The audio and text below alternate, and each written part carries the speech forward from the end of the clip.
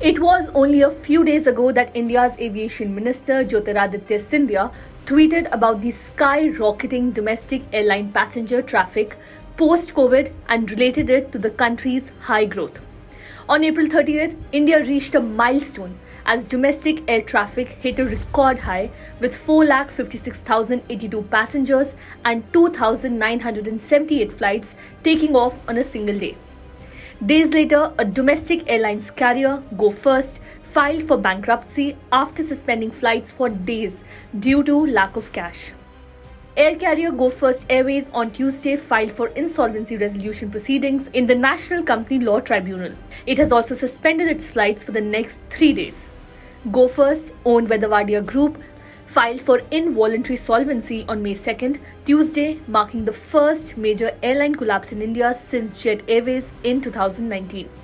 Several flights were cancelled without any notice, much to the frustration of the passengers.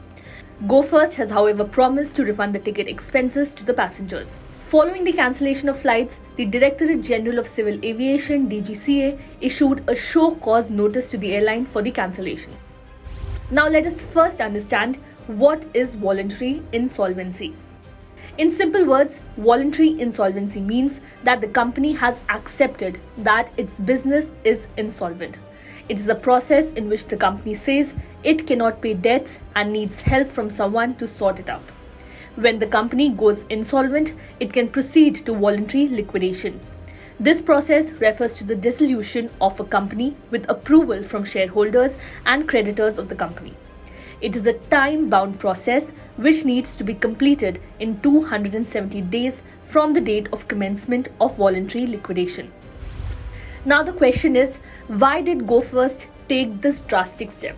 Go First said that it had to take the step due to the increasing number of failing engines supplied by Pratt & Whitney's International Aero Engines. This resulted in the airline being forced to ground 25 aircrafts, which is approximately 50% of its Airbus A320neo aircraft fleet as of 1st May 2023. The company said it had been forced to apply to the Company Law Tribunal after P&W refused to comply with an award issued by an emergency arbitrator appointed in accordance with the 2016 arbitration rules of the Singapore International Arbitration Centre. Go First said it has lost revenue worth 10,800 crore due to the grounding of close to 50% of its A320neo fleet. The company said it has paid 5,657 crores to lessors in the last 2 years, of which approximately 1,600 crore was paid towards lease rent for non-operational grounded aircraft from the funds infused by the promoters and Government of India's Emergency Credit Line Guarantee Scheme. The airline has also sought compensation worth 8,000 crore in the Singapore International Arbitration Centre. So what lies next for Go First? Go First has applied to the NCLT because of the persistent issues with the engines supplied by Pratt & Whitney. The engine supplier, according to the airline, has failed to repair those engines and provide sufficient spare leased engines as it was required to do pursuant to its obligation under the relevant agreements.